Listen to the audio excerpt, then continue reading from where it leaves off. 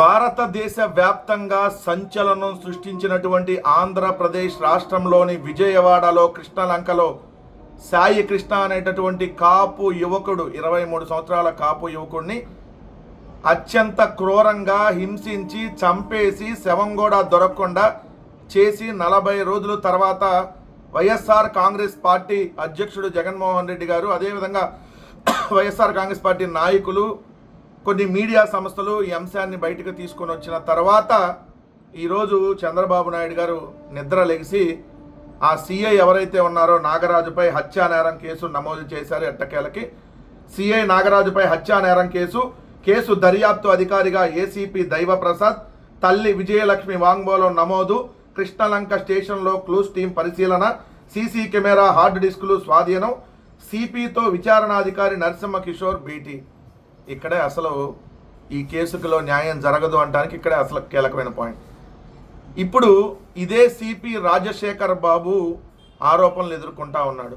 విజయవాడ కమిషనర్గా ఉన్నటువంటి రాజశేఖర్ బాబుకు తెలిసే ఈ ఎవరైతే సాయి కృష్ణ హత్య జరిగింది, అదేవిధంగా ఆధారాలు మొత్తం మాయం చేసేసి శవం కూడా మాయం చేశారని తెలిసిన తర్వాత మరి ఇదే ప్రభుత్వం ఇదే రాజమండ్రికి సంబంధించి ఆయన ఎస్పీగా ఉన్నటువంటి నరసింహ కిషోర్ని దర్యాప్తు అధికారిగా వేస్తే ఈయన వెళ్ళి సిపిని కలిశాడు.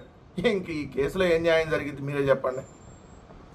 కంచే చేను మేసే విధంగా పోలీసులే ఈ విధంగా వ్యవస్థలను కాపాడాల్సిన, ప్రజలను కాపాడాల్సిన, ప్రజలకు రక్షణగా ఉండాల్సినటువంటి కొంతమంది పోలీసులు రక్షకులుగా మారకుండా భక్షకులుగా మారి ఈరోజు ఒక యువకుడిని చంపేస్తే ఆ చంపేసినటువంటి ఆరోపణలు ఎదుర్కొంటున్నటువంటి అదే కమిషనర్గా ఉన్నటువంటి రాజశేఖర్ బాబుని అదే దర్యాప్తు అధికారిగా ఉన్న నరసింహ కిషోర్ భేటీ అవ్వటం ఏంటి? ఇంకేం న్యాయం జరిగింది ఇక్కడ? అసలు ఈ ప్రభుత్వంలో ఉన్న పోలీసులే చంపేసి ఈ ప్రభుత్వంలో ఉన్న అధికారులే దర్యాప్తు చేస్తూ ఉంటే అదే పోలీసులు చంపుతారు, అదే పోలీసులు దర్యాప్తు చేస్తారా? వాటే ఎక్కడ న్యాయం జరిగింది ఇది మీరే చెప్పండి. సో ఇది అసలు సంగతి. అయితే నిన్న ఏదైతే మీ వాడిని చంపేస్తా దండ రెడీ చేసుకో అన్నారు, సాయి కృష్ణ వ్యవహారంపై సిపికి అతని తల్లి ఫిర్యాదు అనేది ఇంకొక అంశం నిన్న జరిగింది. నిందితులకు శిక్ష పడేలా చేస్తా సాయి కృష్ణ తల్లి విజయలక్ష్మి కుటుంబ సభ్యులతో చంద్రబాబు. నా సోదరు విజయలక్ష్మితో చంద్రబాబు గంటసేపు మాట్లాడారు, ఆమె బాధలన్నీ విన్నారు, న్యాయం చేస్తామని, కష్టాలు తీరుస్తామని భరోసా ఇచ్చారు. చంద్రబాబు నాయకుడు తల్లి బాధ విని భరోసా ఇచ్చారంటే ఇంతకు మించి మాకేం అవసరం లేదు అని వాళ్ళ మేనమామ ఎవరైతే నవరంగ పేర్కొన్నది ఇక్కడ పత్రికల్లో వేసినటువంటిది. నేను ఒకటే క్లియర్గా ఇక్కడ ఏంటంటే ఈ ఇష్యూ జరిగింది ఎప్పుడు? ఈ ఇష్యూ దాదాపుగా 40 రోజుల క్రితం జరిగింది. 40 రోజుల క్రితం జరిగితే జూన్ 4వ తారీఖున ఆ తల్లి విజయలక్ష్మి గారు అదేవిధంగా మరి కొంతమంది లాయర్లు కలిసి ప్రెస్ మీట్ పెట్టి హెబియస్ కార్పస్ హైకోర్టులో వేస్తే హెబియస్ కార్పస్ రిట్ మరి 4వ తారీఖు నుంచి చంద్రబాబు నాయుడు గారు 17వ తారీఖు దాకా ఈ ప్రభుత్వం చంద్రబాబు నాయుడు గారు మరి ఏం చేశారు? సిపి ఏం చేశాడు? డీజీపీ ఎందుకు స్పందించలేదు? కనీసం సిఐ నోరు ఎందుకు విప్పలేదు? సో ఈ ఇష్యూ అంత పెద్దగా బయటకు రాదులే, దీన్ని మసిపూసి మారేడుకాయ చేయొచ్చు, సెటిల్మెంట్కి ప్రయత్నించారు అవల. ఇప్పుడు చంద్రబాబు నాయుడు గారే డైరెక్ట్గా సెటిల్మెంట్కి దిగారు. చంద్రబాబు నాయుడు గారే డైరెక్ట్గా సెటిల్మెంట్కి దిగారు. మధ్యలో మీడియేటర్గా ఆ కుటుంబాన్ని బెదిరించో లేదంటే ఇంకా ఏదంటే వాళ్ళకి ఏదన్నా ఆశ చూపో ఇప్పుడు చంద్రబాబు నాయుడు గారు ఏదో చేస్తామని రేపు 29వ తారీఖు ఇంతకీ సాయి కృష్ణని కోర్టులో ప్రొడ్యూస్ చేస్తున్నారా? లేదంటే సాయి కృష్ణ బూడిదనన్నా కోర్టులో ప్రొడ్యూస్ చేస్తున్నారా? ఇది సాయి కృష్ణగా జరిగినటువంటి అంశం కాదు. ఈరోజు ఆంధ్రప్రదేశ్ రాష్ట్రంలో పౌరుల మీద జరుగుతున్నటువంటి అంశం, ప్రజల మీద జరుగుతున్నటువంటి అంశం. ఈరోజు సాయి కృష్ణ, రేపు మీరు మీరు మీరు మీరు మీరు నేను కాదనేటువంటి గ్యారంటీ ఏంటి? ఇదే విధంగా లాకప్ డెత్తులు మనకి జరగవని గ్యారంటీ ఏంటి? మీకు జరగవని గ్యారంటీ ఏంటి? రేపొద్దున మిమ్మల్ని కూడా చంపేసి శవాల్ని మాయం చేయరన్న గ్యారంటీ ఏంటి? ప్రశ్నిస్తే వైఎస్ఆర్ కాంగ్రెస్ పార్టీ ఏంటి, జనసేన ఏంటి, తెలుగుదేశం ఏంటి? ఎవరినైనా నరికి చంపుతున్నారు వీళ్ళు, క్రూరంగా హింసించి చంపుతా ఉన్నారు, లేదంటే అక్రమంగా కేసులు పెట్టి జైలుకు పంపుతా ఉన్నారు.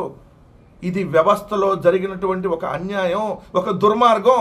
ఇది సాయి కృష్ణకో కాపు సామాజిక వర్గానికో లేదంటే జనసేన కార్యకర్తకో జరిగింది కాదు. ఇది ఈరోజు ఆంధ్రప్రదేశ్ రాష్ట్రంలో ప్రజల మీద జరిగినటువంటి సంఘటన. సో ఖచ్చితంగా దీనిపైన ప్రతి ఒక్కరు పోరాడాలి, ప్రతి ఒక్కరు దీని మీద నిలదీయాలి. ఆంధ్రప్రదేశ్ రాష్ట్రంలో అసలు ఏం జరుగుతూ ఉందంటానికి భయంకరమైనటువంటి ఒళ్ళు గగ్గుర్చి పట్టిపోయేటటువంటి సంఘటనలో ఇదొక సంఘటన. ఆంధ్రప్రదేశ్ రాష్ట్రానికి నడిబొడ్డుగా రాజకీయ రాజధానిగా ఉన్నటువంటి విజయవాడ నడిబడ్డులో కృష్ణలంక పోలీస్ స్టేషన్లో ఒక యువకుడిని కిరాతకంగా క్రూరంగా హింసించి చంపేసి శవం కూడా మాయం చేసి అనాథ శవంలాగా తగలబెట్టారంటే ఎక్కడికి పోతా ఉన్నాం మనం?